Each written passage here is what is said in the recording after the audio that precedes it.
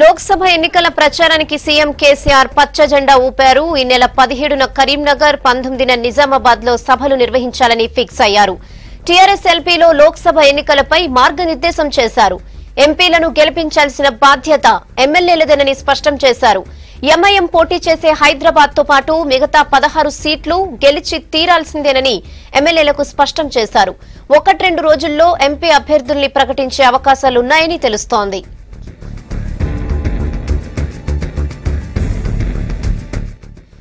ఇక దీనిపై మరిన్ని అప్డేట్స్ శివారెడ్డి అందిస్తారు. శివ, చెప్పండి, టీఆర్ఎస్ లోక్సభ ఎన్నికల వ్యూహాలేంటి, టీఆర్ఎస్ ఎల్పీ అప్డేట్స్ ఏంటి?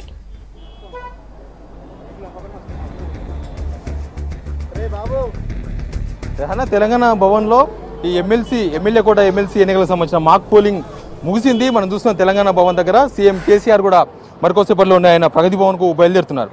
అయితే ఈ సభలో ఈ మీటింగ్ లో కేవలం మాక్ పోలింగే కాదు, లోక్సభ ఎన్నికల వ్యూహాన్ని కూడా ఎమ్మెల్యేలకు కేసీఆర్ చెప్పారు. ముఖ్యంగా కేసీఆర్ ఎన్నికల సమరశంఖాన్ని పూరించబోతున్నారు. 17వ తేదీన కరీంనగర్ సభలో భారీ బహిరంగ సభకు ప్లాన్ చేయమని చెప్పారు. 19వ తేదీన నిజామాబాద్ లో ఒక సభకు ఏర్పాటు చేశారు. అయితే కరీంనగర్ లో ఒక సెంటిమెంట్ గా వీళ్ళు భావిస్తున్నారు. కరీంనగర్ ఫస్ట్ నుంచి కూడా టీఆర్ఎస్ పార్టీ ఏ కార్యక్రమం చేసినా, ఏ ప్రోగ్రామ్ చేసినా, ఏ సభలు పెట్టినా కూడా కరీంనగర్ నుంచి మొదటి సభగా నిర్వహిస్తూ వస్తున్నారు.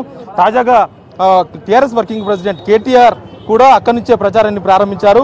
మళ్ళీ ఇప్పుడు కేసీఆర్ కూడా ఆయన లోక్సభ ఎన్నికల ప్రచారాన్ని కరీంనగర్ నుంచే ప్రారంభించబోతున్నారు. కరీంనగర్ పార్లమెంటు పరిధిలోని అన్ని అసెంబ్లీల నుంచి 2 లక్షల మంది తక్కువ కాకుండా సభకు తరలించాలని ఎమ్మెల్యేలకు కేసీఆర్ సూచించారు. 17వ తేదీన సాయంత్రం 4 గంటలకు అక్కడ సభ నిర్వహించబోతున్నారు. ఇంకా 19వ తేదీన ఒకరోజు గ్యాప్ తీసుకుంటున్నారు. 18వ తేదీన నోటిఫికేషన్ రాబోతుంది లోక్సభ ఎన్నికలకు సంబంధించి.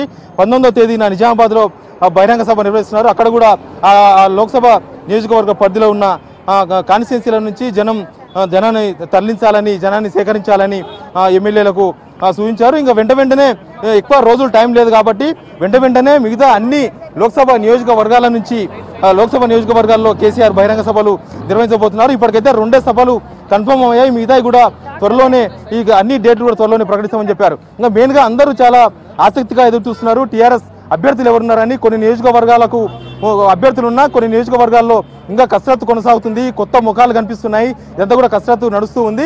1-2 రోజుల్లోనే అభ్యర్థుల ప్రకటన కూడా పూర్తిగా ఉంటుందని చెప్తున్నారు. ఎమ్మెల్యేలు మీటింగ్ నుంచి ఇప్పుడు అందరూ బయటకు వస్తున్నారు. వాళ్ళు చెప్తున్న ప్రకారం బుధవారం రోజు టీఆర్ఎస్ ఎంపీ క్యాండిడేట్లను ప్రకటించే అవకాశం ఉందని ఎమ్మెల్యేలు కూడా చెప్తున్నారు. ఇంకా మరో ఇంపార్టెంట్ విషయము, ఎంపీ అభ్యర్థుల గెలుపంతా కూడా లోక్సభ పరిధిలోని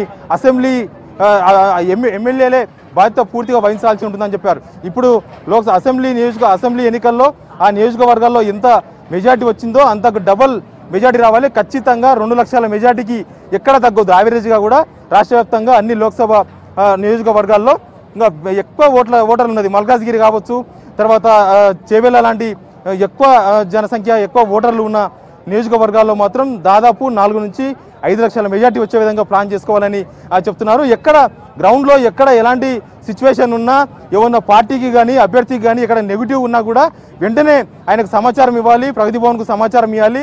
దాన్ని అప్పటికప్పుడు పరిష్కరించి మళ్ళీ ఎన్నికల మూడ్లోకి వెళ్లేందుకు ప్రయత్నం చేస్తామని కూడా కేసీఆర్ చెప్తున్నట్లుగా ఎమ్మెల్యేలు చెప్తున్నారు. మొత్తంగా కూడా ఇంకా ఆల్రెడీ షెడ్యూల్ వచ్చింది కాబట్టి నోటిఫికేషన్ కన్నా ముందు రోజే సీఎం కేసీఆర్ ప్రచారాన్ని మొదలుపెట్టబోతున్నారు. ఇంకా కేటీఆర్ ఇప్పటికీ 7 సన్నాహక సభలు 7 నియోజకవర్గాల్లో సన్నాహక సభలకు హాజరయ్యారు. ఇంకో 9 బాకీ ఉన్నాయి. బహుశా 9 కూడా 13వ తేదీ నుంచి షెడ్యూల్ ఉంది. షెడ్యూల్ ప్రకారమే కేటీఆర్ కూడా ఆయన సభలో పార్టిసిపేట్ చేస్తున్నట్టుగా ఈ సభలో చెప్పారు.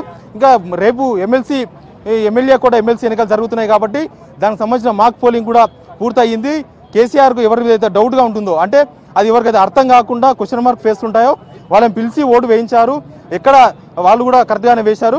రేపు మరి ఒకసారి తెలంగాణ భవన్కు 8:30కు రావాలి, మళ్ళీ మాక్ పోలింగ్ నిర్వహిస్తున్నట్టు చెప్పారు. తర్వాత ఇక్కడ నుంచి అసెంబ్లీకి అందరూ బస్సులో వెళ్ళాలి. ప్రతి 20 మంది ఎమ్మెల్యేలకు ఒక బస్సును ఏర్పాటు చేస్తున్నట్లుగా చెప్పారు.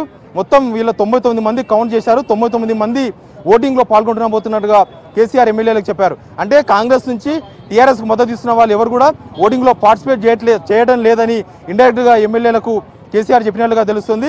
ఇంకా వీళ్ళు 90 మంది టీఆర్ఎస్ ఎమ్మెల్యేలు, 7 మంది ఎంఐఎం, తర్వాత ఒక నామినేటెడ్ ఎమ్మెల్యే, టీడీపీ నుంచి టీఆర్ఎస్కు మద్దతు తెలిపిన సండ్ర కూడా రేపు ఓటింగ్లో పాల్గొనబోతున్నారు. మొత్తం 99 మంది. అయితే మొత్తం 5 అభ్యర్థుల్లో నలుగురికి 20 మంది ఎమ్మెల్యేల చొప్పున ఓటింగ్ వేసేందుకు వాళ్ళకు గ్రూపులుగా డివైడ్ చేశారు. ఎంఐఎం అభ్యర్థికి మాత్రం 19 మంది ఎమ్మెల్యేలను కేటాయించారు. ఆ ఎంఐఎం అభ్యర్థికి రెండో ప్రయారిటీ ఓటు కూడా వేసే విధంగా వాళ్ళందరినీ కూడా కేటాయించారు. ఎమ్మెల్యేలు ఎక్కడ కన్ఫ్యూజ్ కాకుండా ఓటింగ్లో వాళ్ళందరినీ ఆయా జిల్లాలకు రిలేటెడ్ ఎక్కడైతే ఉంటుందో వరంగల్ జిల్లాకు సంబంధించిన సత్యవతి రాథోడ్ అభ్యర్థి ఆ వరంగల్ జిల్లాకు సంబంధించిన ఎమ్మెల్యేలందరినీ కూడా ఆమెకే కేటాయించారు. ఆ పక్క జిల్లా వాళ్ళని కూడా ఒకవేళ 20 మంది భర్తీ కాకపోతే పక్క జిల్లా వాళ్ళని కూడా పక్క నియోజకవర్గ వాళ్ళని కూడా ఆ అభ్యర్థికి ఓట్లు వేసే విధంగా డిసైడ్ చేశారు. మొత్తంగా అయితే రేపు కాంగ్రెస్ ఎమ్మెల్సీ ఎన్నికలను ప్రకటించిన తర్వాత ఆ అంశాన్ని కూడా సభలో ఈ మీటింగ్లో కేసీఆర్ ప్రస్తావించారు. కాంగ్రెస్ ఎన్నికల నుంచి తప్పుకున్నా సరే చాలా సీరియస్గా ఎమ్మెల్యేలందరూ కూడా ఎలక్షన్స్లో పార్టిసిపేట్ చేయాలి. రేపు సీరియస్గా ఎలక్షన్స్లో ఓట్లు వేయాలి. ఖచ్చితంగా 5-5 టీఆర్ఎస్ఏ గెలిచే అవకాశం ఉంది. కానీ ఎక్కడ నెగ్లిజెన్స్ చేయొద్దు, ఎక్కడ కూడా ఓటింగ్ దూరంగా ఉండొద్దు.